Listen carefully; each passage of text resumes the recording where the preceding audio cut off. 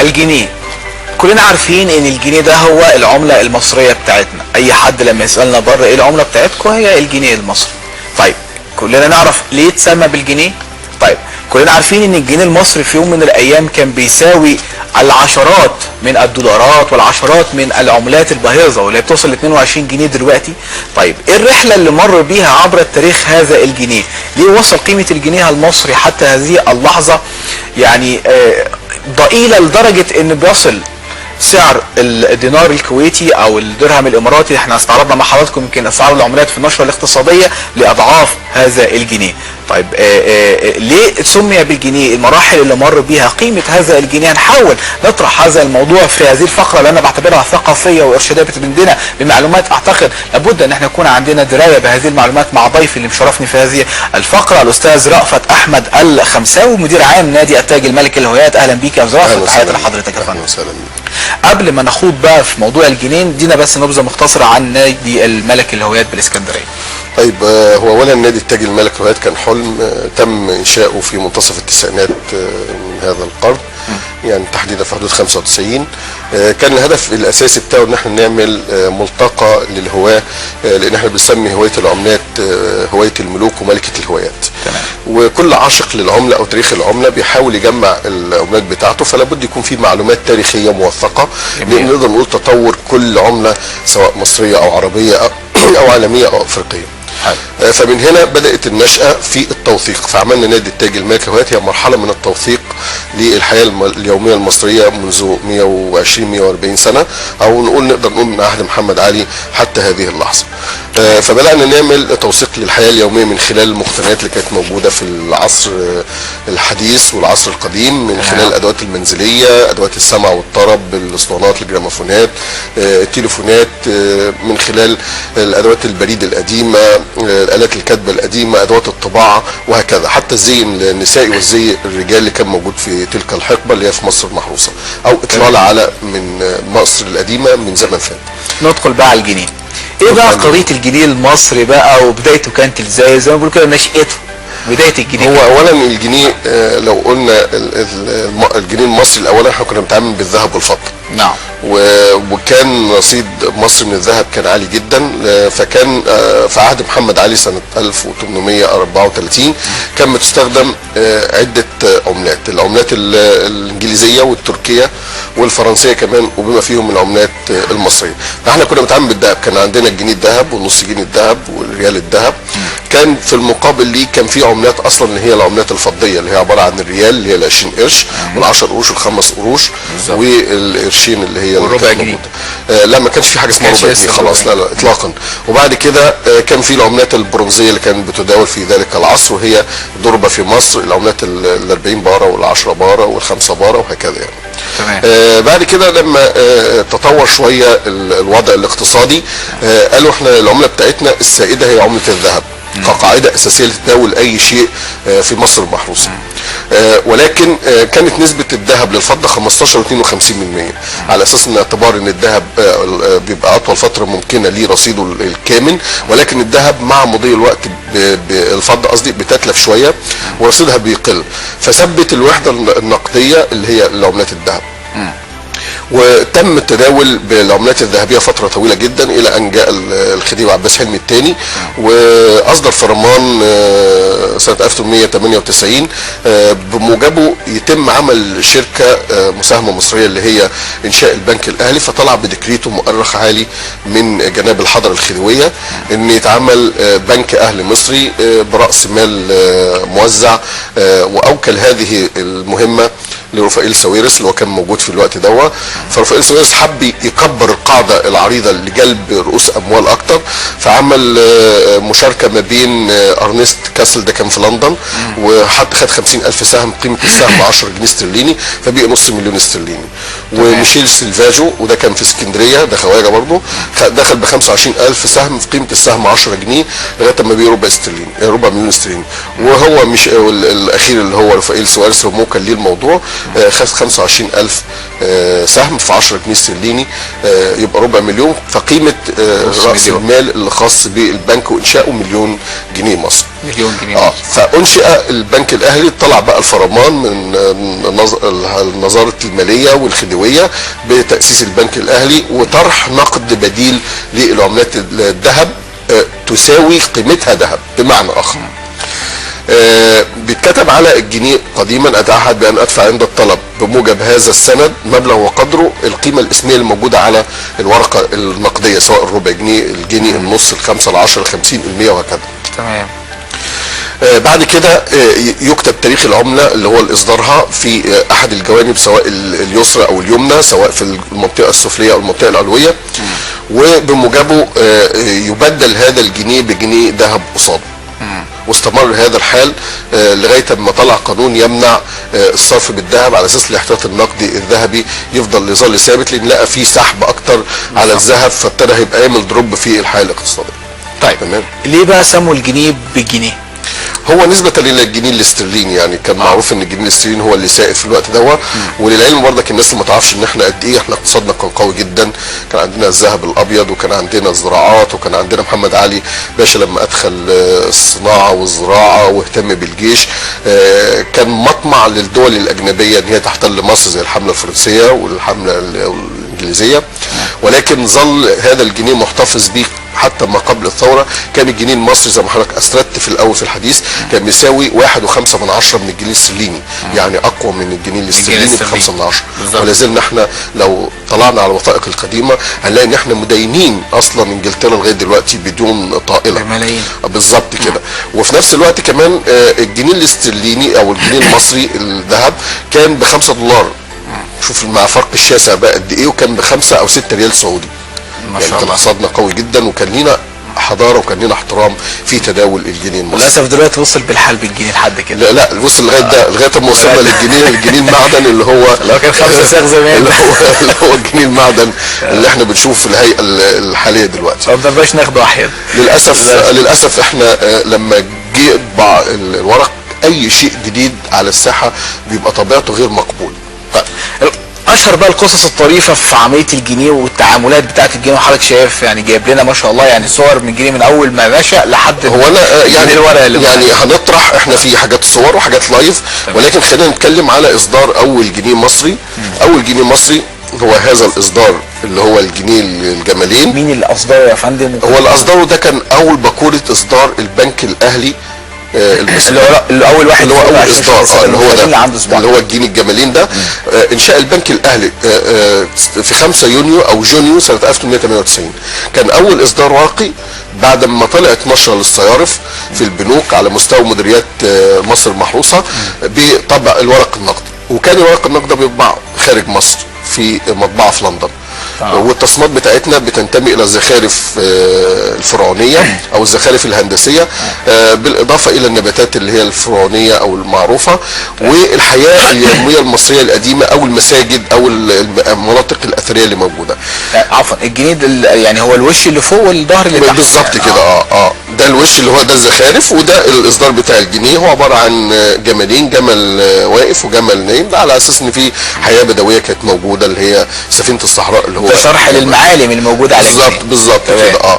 وكان اول من وقع عليه محافظ بنك انجليزي كان السير إلوين بالمر، وبعد كده فريدريك لويت اللي وقع على الجنيه ده.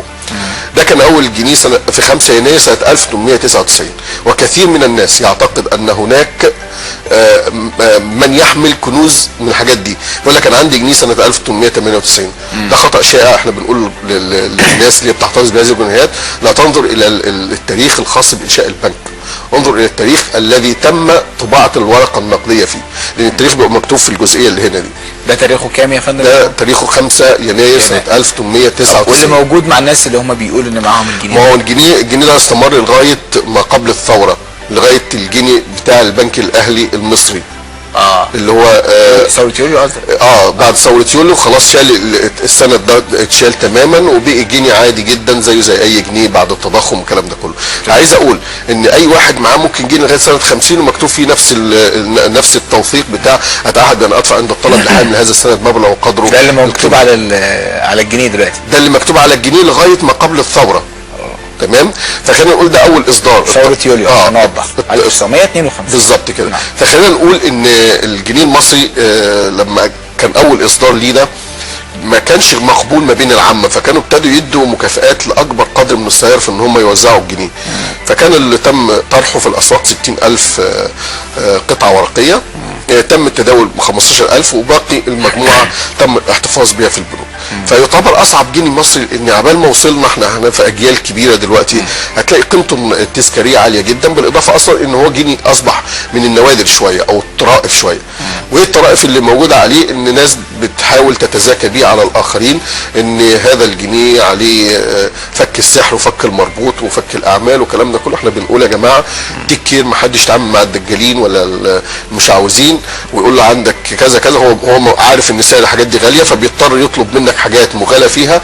انت كده كنت بتروح تبيع فدادين وتبيع اراضي وتبيع عندك اي مقتنيات غاليه عشان تجيب له الجنيه ده. هو ما عليه ان هو خد الفيزا بتاعته حاجه، عارف التجار اللي هم بيتعاملوا في هذا البند فيتجه اليه مباشره عشان يحاول. يعني الجنيه ده غالي على كده، الجنيه القديم طبعا غالي غالي يعني من 25 ل 40 الف جنيه.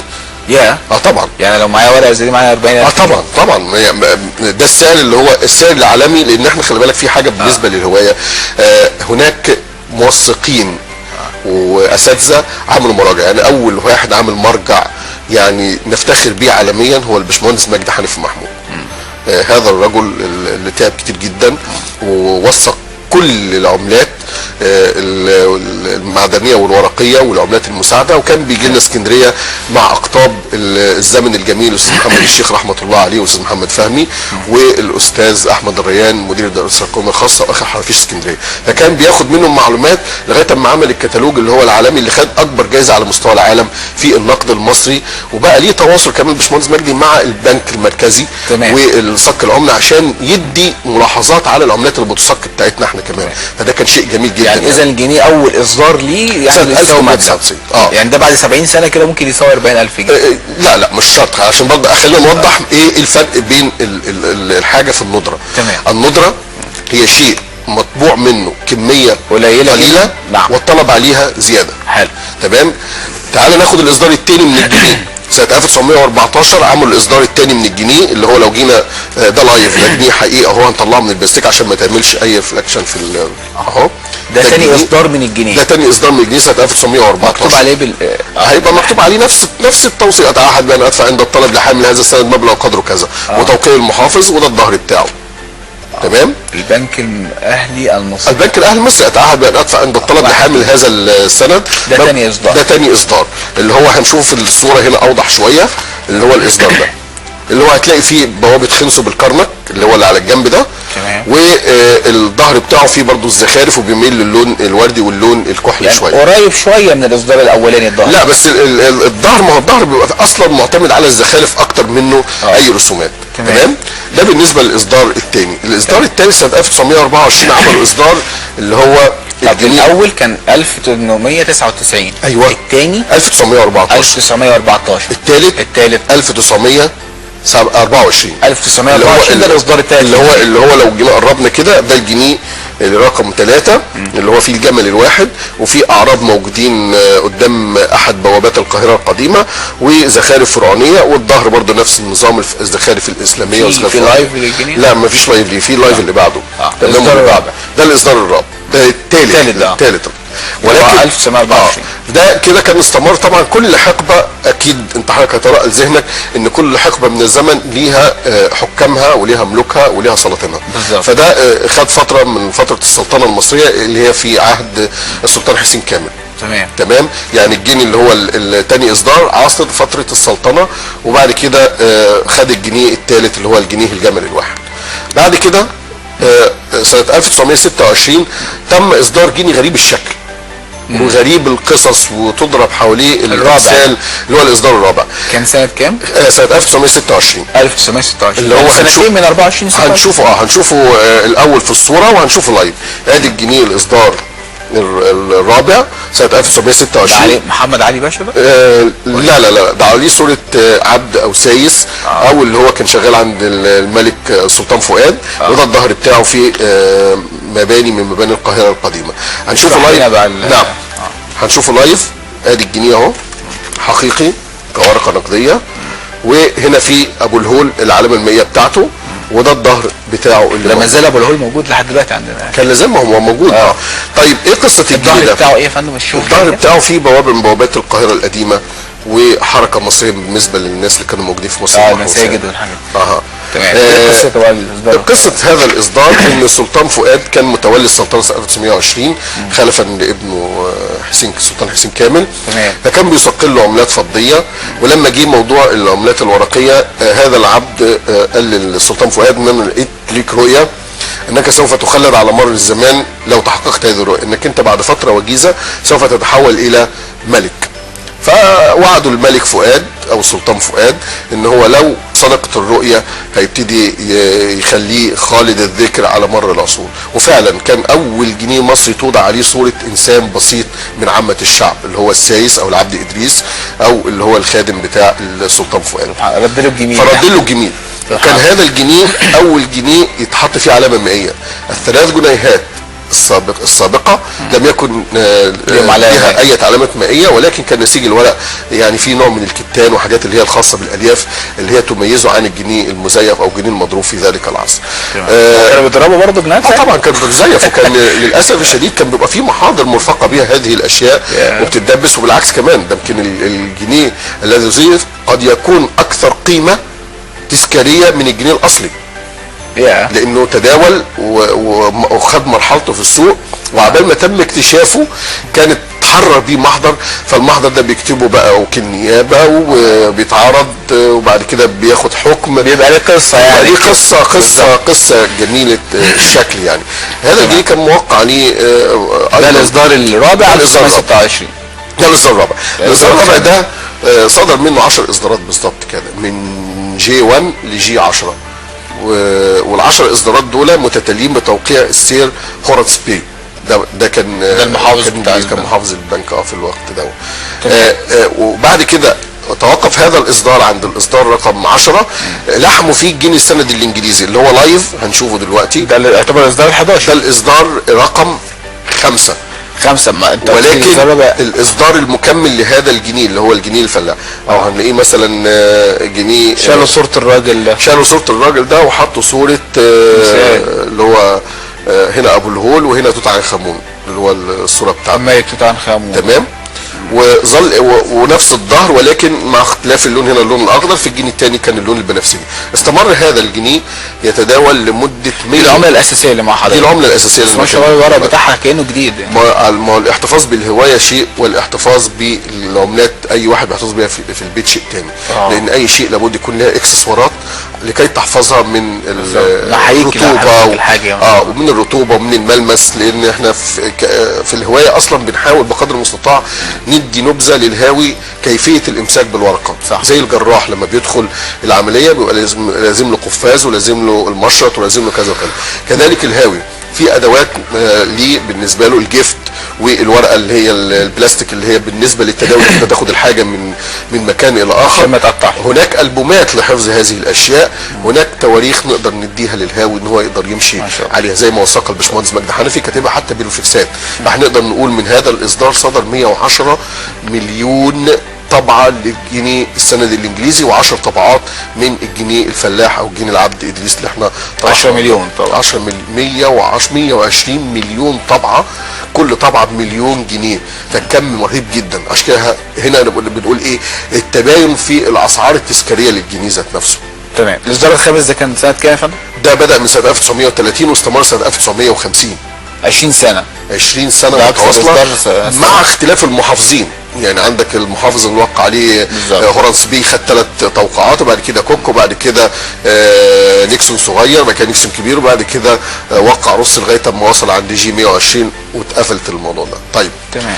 بعد كده تولى المملكه المصريه، كان الملك فاروق تحت الوصايه اللي هو كان لسه يعني امير.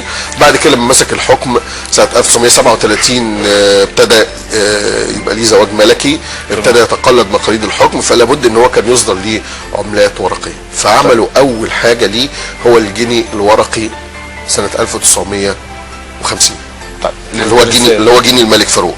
هنشوفه لايف الجنيه الملك ده فاروق. يعتبر الاصدار الكام ده يا فندم؟ ده الاصدار بالظبط السادس. السادس اه. كده لو جينا نطلعه من البلاستيك ده جنيه، ادي الصوره بتاعت الملك فاروق اللي هو بالطربوش، وايضا هنا ايه صوره ابو الهول اللي هي العلامه المائيه، وهنا معبد من معابد الفيل اللي موجود في الاقصر واسوان.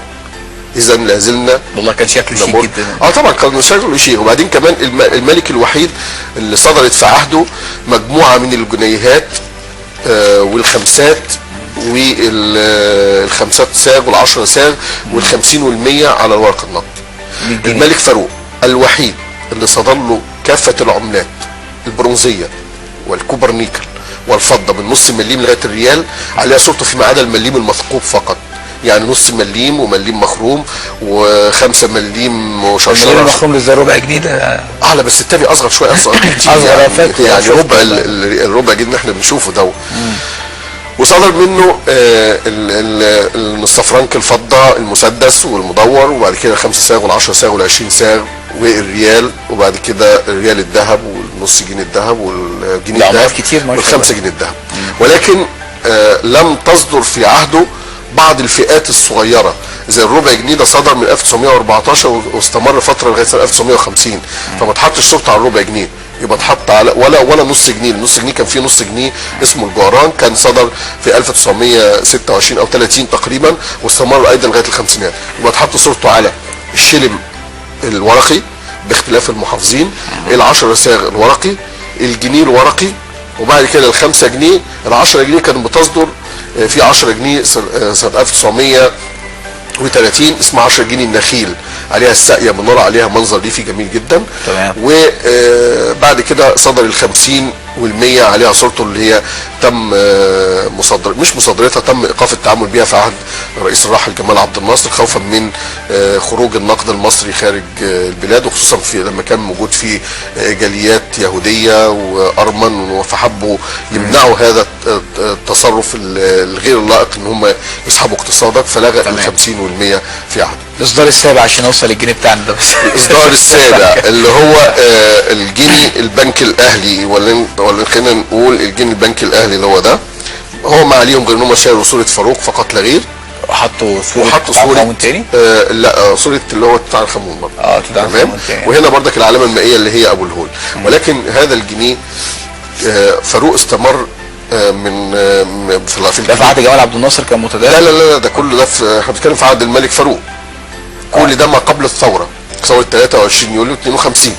تمام. فخلينا نقول ان هذا الجنيه لو جينا عملنا مقارنه كده، هذا الجنيه مكمل لهذا الجنيه، بمعنى ان الجنيه ده طبعا منه 20 طبعه، ده استمر لغايه سنه لغايه 85 طبعه، يعني في 65 طبعه. يعني في الوقت ده كانوا الاثنين شغالين يتعاملوا بيهم عادي. كان ده وضباط الاحرار كانت مبيته النيه ان هم هيقوموا بالثوره، فهتلاقي الجنيه ده معمول قبل قيام الثوره، يعني اللي هو الجنيه البنك الاهلي ده كان معمول قبل قيام الثوره كمان.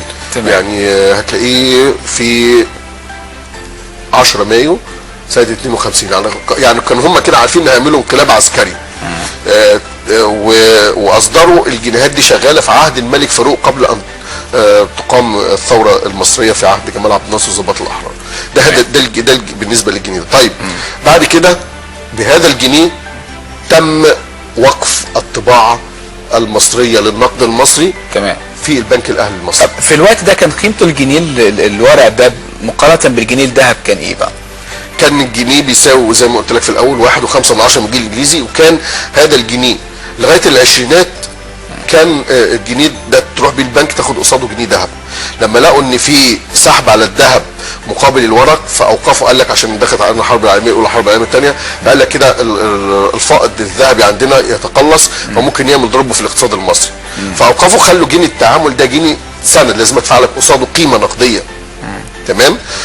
فجي بعد كده انشئ البنك المركزي، فتم ايقاف الطبع عن طريق البنك الاهلي المصري، وتم طباعه النقد عن طريق البنك المركزي المصري. فصدر الجنيه اللي هو في عهد جمال عبد الناصر اللي هو الجنيه ده، اللي هو صوره توت عنخ امون زي ما هو، ولكن العلامه المائيه بقت النسر اللي هو في الجانب الايسر ده، وده الشكل الظهري بتاعه.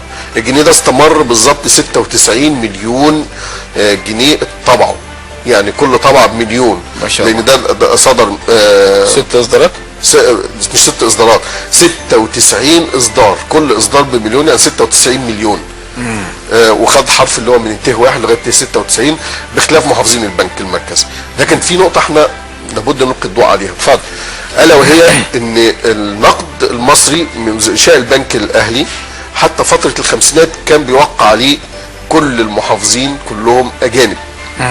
ولكن تم بعد كده تحرير البنك الاهلي من التوقعات اللي هي الخاصه بالاجانب، وبعدين تولى رئاسه البنك قصدي وزير الماليه ساعتها والمحافظ محمد امين فكري، ثم احمد زكي سعد، ثم عبد الجليل العامر، ثم عبد الحكيم الرفاعي، وهكذا.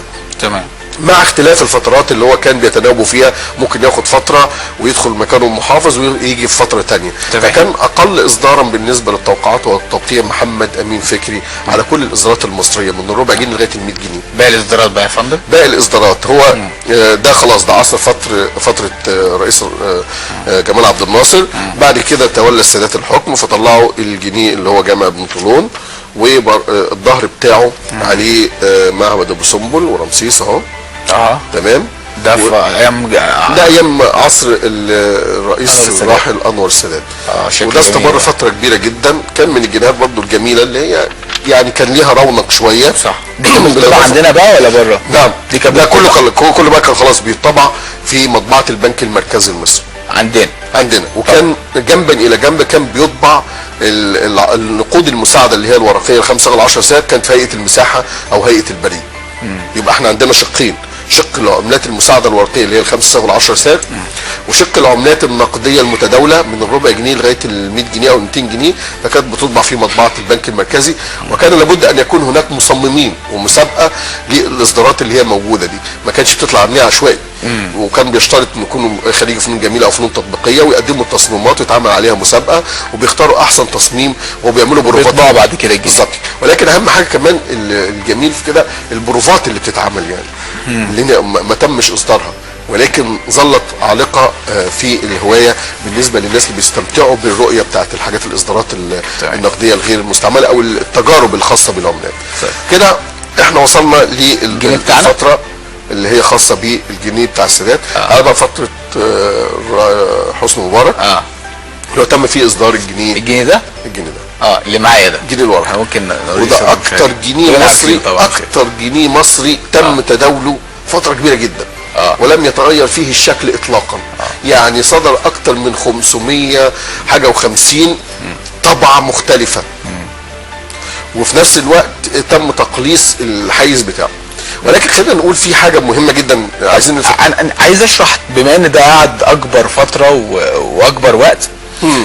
عايز اشرحه. انا شايف من قدام مسجد السلطان قلاوون، صح كده؟ نعم.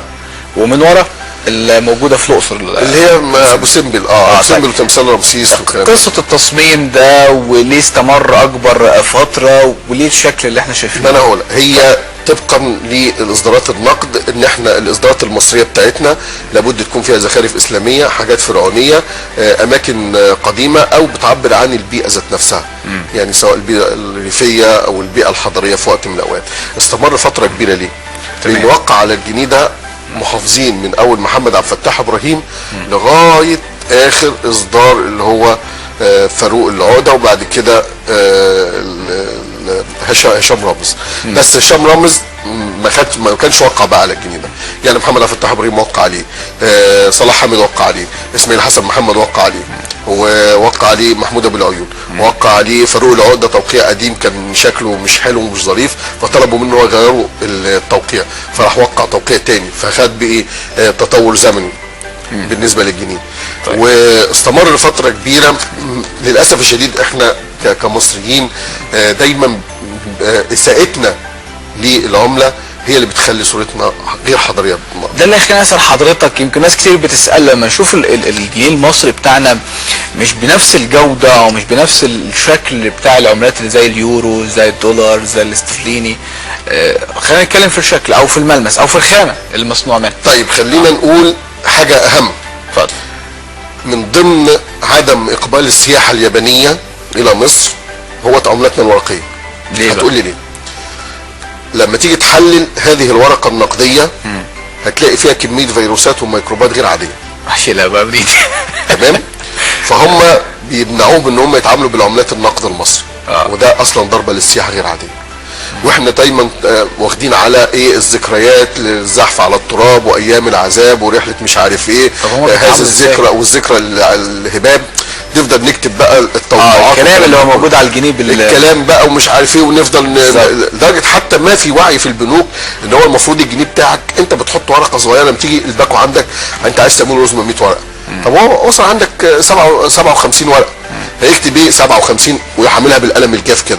لو بتحاسب يجي بعد كده وصلوا من 65 يجي عندك 65 وعاملها دايره، طب ما انت عندك ورقه صغيره اكتب عليه. صح. يبقى احنا كمان المؤسسه المنوط بيها اصدار هذا النقد والمحافظه عليه هي اول مؤسسه بتشوه هذه العملات. تمام. غير اصلا احنا كمان بيمسكها السماكين وعمال الفواعلين وبنحطها في جيبنا بتعرق، ولكن ليه احنا تردينا لهذا المستوى؟ احنا في تصميمات عالميه عفوا يعني تحديثك، العملات السائده دلوقتي هي العملات البلاستيكيه وعملات جميله جدا، افقر دول العالم بتعمل عملات بلاستيكيه. طب ايه قصه بقى الجنيه الفضه اللي احنا معانا دلوقتي؟ الجنيه المعدن عملوا مسابقه قال لك ايه ان العملات دي بيتلف منها الكثير ومش عارف ايه ولازم تدخل بقى محرقه وكفايه عليها كده، فلازم نطلع العملات اللي هو الجنيه المعدن دوت. فعملوا تصميمات وعملوا تجارب، ولما عملوا تجارب وصلوا لمرحله ان هم وصلنا لهذا التصميم لهذا الجنيه، وصدر سنه 2005 لغايه 2012 هم شغالين بيه، مع ان كان زمان ان العملات الملاليم والخمسة مليون 10 مليون كان ليها جيب اسمه زي جيب الساعه. دلوقتي انت لو تحط 5 جنيهات من دول في جيبك بيطلع لك الجيب يعني. طيب في سؤال دلوقتي يمكن ناس كتير بشكل شخصي سالوني على الصفحه بتاعتي على الفيسبوك، بيقول لك ما احنا عندنا مطابع وبنطبع فلوس كتير جدا، ليه طب ما بيطبعوش فلوس كتير ويوزعوها على الناس والناس تبقى عايشه في نعيم وكل لا خلي بالك كل حاجه لابد يكون لها رصيد ذهب. بالظبط كده. وانت وصلت مرحله تضخم. نعم. وعندك مديونيه غير عاديه، فهذه المديونيه لابد انك انت عشان توصل الجنيه ان هو يبقى جنيه محترم محطوط على كل لوحات العالم ويتم التعامل بيه. لسه راجع من المغرب من 10 ايام، للاسف الشديد حزنت جدا لما دخلت شركه صرافه وبنوك رسميه هناك، والدوله الوحيده اللي مش محطوط علمها في الصرافه هو المصري، الجنيه المصري، عشان للاسف ملوش قيمه مع العملات الثانيه. بالظبط كده. مع ان احنا كنا اقوى دوله، وكانت كل الدول العربيه كان ال5 ريالات سعودي كان بجنيه مصري، و5 دولارات امريكي كان بجنيه مصري. ساءت هذه الحاله. احنا عشان نقول نرجع لهذا الجنيه قيمته ونخليه يبقى على الساحه، لابد يكون في انتاج، في زراعه، في عمل، في اقتصاد، في سياحه. لو انت خلاص خلصت ديونك وابتدى تبقى انت تستخدم كل التكنولوجيا الحديثه انك انت تبقى في مستوى رفاهيه عالي، واستخدام كافة الموارد البيئية اللي موجودة استخدام عادل، اعتقد ان احنا متوسط الدخل يبقى كويس جدا. بعد كده الجنيه بتاعك هيبقى ليه ان شاء الله شنة ورنة. احنا عايزين نرجع ده بايه؟ بالعمل. صح. ما يبقاش الاحصائيات بتطلع بيقول لك العامل المصري بيعمل 35 دقيقة في اليوم. صح. في حين ان ال 35 دقيقه دول بياخدوها ريست في 8 ساعات في الدول الاوروبيه والدول المفروض اقتصادها نامي كده. وردا على الناس اللي بتقول لك ليه ما نطبعش جنيهات وفلوس كتير جدا ونوزعها ويبقى دخلنا كبير جدا، ابسط حاجه ممكن نرد بيها عليك، لو انا خدت الجنيه ده بسهوله زي ما انا اخدته من ضيفي اللي مشرفني من ضيف العزيز هصرفه من غير ما احس بقيمته، لكن لو انا تعبت في الجنيه ده وزي ما بيقولوا كده عرقت وجبته هدرك قيمه هذا الجنيه واصرفه في مكانه وابقى بحافظ عليه. يمكن ده بالاضافه طبعا ان انا لازم يكون في رصيد، سواء رصيد من الذهب او رصيد من الاقتصاد القومي بشكل عام، يعني طبعا توضيحا لهذه المعلومه. اتمنى يا رب من خلال هذه الفقره وصلنا لحضراتكم مراحل مرور الجنيه المصري اللي يتسمى بالجنيه المصري، تاريخ الاصدار، معلومات مهمه جدا لازم احنا كمصريين نعرف هذه المعلومات عن الجنيه اللي هي العمله المصريه بتاعتنا. شكرا لك ضيفي العزيز في نهايه هذا اللقاء الاستاذ رأفت احمد الخمساوي مدير عام نادي التاج الملكي للهوايات. شكرا لك يا فندم وشرفتني. شكرا لحضراتكم مشاهدينا. للاسف وقت حلقتنا النهارده جري بسرعه مع حضراتكم، ان شاء الله غدا اللقاء يتجدد من برنامجكم اللون الاخضر. اعاده هذه الحلقه النهارده 12 بالليل. تحيات فريق العمل وتحيات عاصم الشدويلي. السلام عليكم ورحمه الله وبركاته.